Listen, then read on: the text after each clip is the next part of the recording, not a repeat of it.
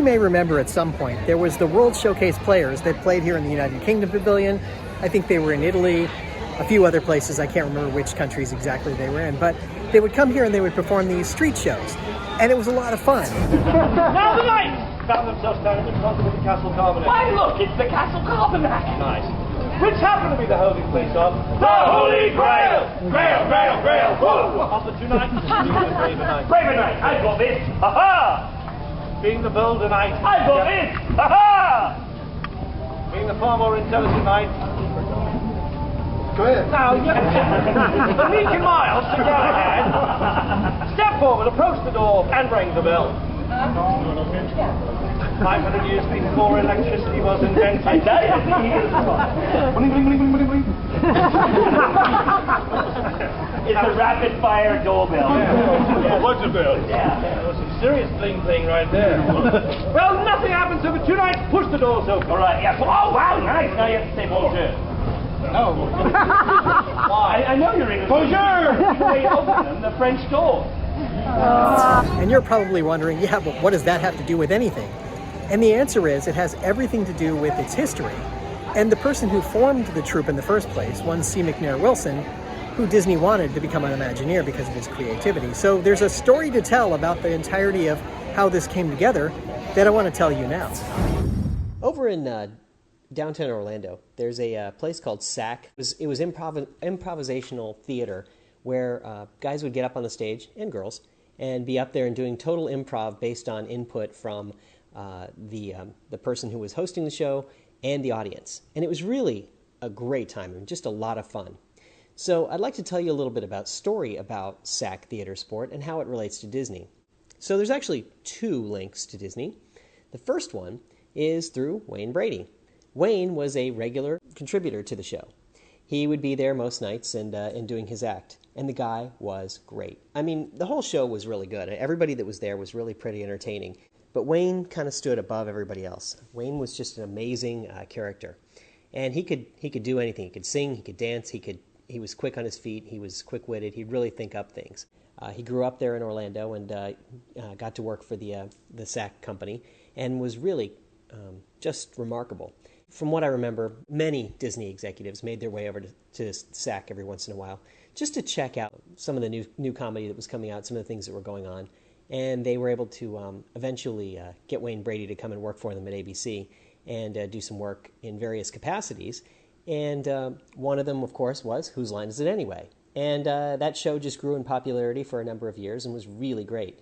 And he'd just come up with something so quickly, and it was just amazing. And I remember sitting there going, wow, this guy's great. And, you know, I moved away from Orlando, and a couple of years later, I was still thinking about this guy. I saw his name was Wayne, and he was really good. And then I'm sitting there and I'm watching, Whose Line Is It Anyway? And there's Ryan Stiles and Greg Proops and whoever else they had, and Wayne Brady. And I go, Wayne Brady, he looks familiar. And then I'd hear him and I'd be like, man, he looks familiar. And then later I found out it was the same guy, and I was like, wow, that's just tremendous, because he really was ultra talented, and I just think it was a great fit for him. Now, the other interesting piece to this is, why did Disney come there all the time to see what was going on at SAK? Well, of course, some of the executives and the people that work for the company just enjoy a good comedy every once in a while. The other reason has its roots that date back even further. SAK started off as a group of college students who would perform at like Renaissance festivals. And they would be out there and they'd be just having a good time and doing different silly sort of things. If you've ever been to a Renaissance festival, if you get a troupe of people there who are doing some shtick and, kind of getting into character, they're always kind of goofy and funny. And, it's not just a look back at medieval times, it's sort of a funny look back at medieval times, and they've got a good sense of humor about them. And these guys were no different. They'd go out there and they'd do that. And this was maybe in the late 1970s. And at some point at one of the Renaissance Festival, they were approached by the Walt Disney Company.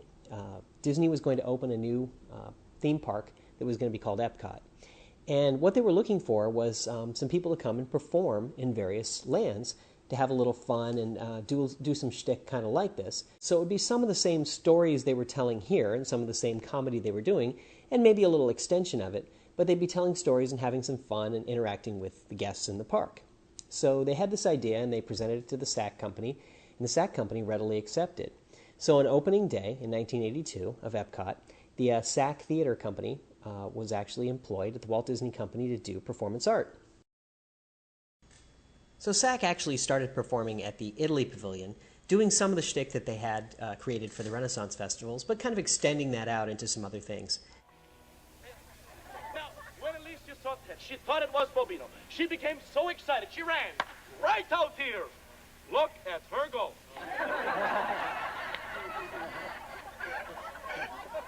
Very good, see.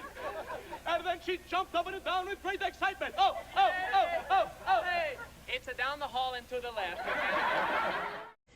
Shortly after opening day, Disney decided they needed to have the same act going on at the UK, or something similar, so they expanded that out.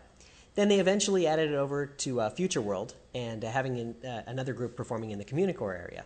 And these were all part of that same act of these people working for SAK. And by 1985, apparently they were performing about 45 shows a day. I mean, that's a fair number of shows that are going on throughout all of the different areas in Epcot.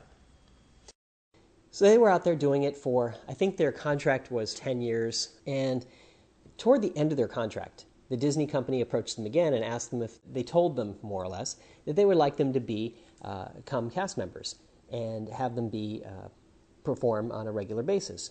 Now, the intention here was that Disney was trying to kind of take over a little bit and mandate how many shows they had to do, not have to pay them scale in the same sense, so they could actually just pay them as cast members and pay for their day, and do that kind of a thing, where they'd just be doing it as a job instead of sort of a performance art. So at some point, the troupe decided that it wasn't a good idea to do that. They would prefer to do their performance art as performers, and they wanted to continue it that way. So they decided that they would give up the act. And so Disney decided to bring out a whole bunch of executives and cast members and so forth to go and basically videotape all the shows and take copious notes. Then they hired their own cast members, and shortly after the contract expired with the SAK troupe, they went ahead and they trotted out their own cast members to do the same show. Now, the funny thing was, 5 years after they left the park, they decided to have a little reunion show. And so what they did, they crated up all their props exactly as they had them when they did the shows, and they went through the main gate just as any other guest would, carrying all their props, and went in and went back to the different areas and did a performance that day for for the people that were in the park. In between the shows that Disney was putting on, they did a series of shows themselves and just went out there and had some fun with it. And as far as any guests were concerned, they didn't know the difference because the shows were essentially the same because Disney had kind of copied them. And I guess that's, there's sort of a, one of those legends that I think is kind of cool. I think that, deserves major thumbs up in my opinion. Now, the story doesn't end there, because at some point, there were three people who actually founded SAK. One of them is C. McNair Wilson.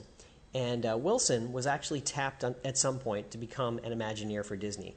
His creative mind and his structure of thinking actually brought him to the attention of some of the Imagineers, and they actually offered him a job working in Imagineering. One of the truly remarkable things that Wilson did was come up with this idea of providing like street-level atmosphere, or what he called steetmosphere, and that became a coined phrase that Disney used, for people performing on the streets in various areas. Now, the original intent was to provide this steetmosphere in the newly created Disney MGM studios. And he worked with several other Imagineers, and then they got several of the executives of the company, including Michael Eisner, involved, to kind of check out the concept and roll with it. So they developed up this entire idea of getting something going on the street to kind of build the specter of what the 1940s era studio was really all about. So that kind of developed up the whole concept. It grew from there, of course, because they already had Epcot. Now here was the idea of a steetmosphere in the studios, and then eventually they created characters for the Magic Kingdom as well. So that's really what his brainstorm idea was, and I thought it was very clever that he came up with that. One of the things he said at some point was, what if when guests came down Hollywood Boulevard, and they really are on Hollywood Boulevard, they stay in character wonderfully. It's almost as if they are those people, and it really is pretty cool. The steetmosphere kind of helped guide where the Adventurers Club grew to. So as you think about the Adventurers Club and the several characters that were in there and doing their shtick, that grew from the idea of steetmosphere and what they saw at the studios and what was successful. So that's where they drew that idea into the into Pleasure Island. So just remember that as you think fondly back on the Adventurers Club, because I know everybody does. It was a really neat place. Big finish and adventure. Life is birth. I would argue that even some of the bands and some of the things you see today, where they do live performances, kind of grew from this idea. Sure, back in the Magic Kingdom, they had some of these different live bands. I mean, I can remember back in the old days of the Magic Kingdom when they used to have the steel drums playing back in by the Pirates of the Caribbean.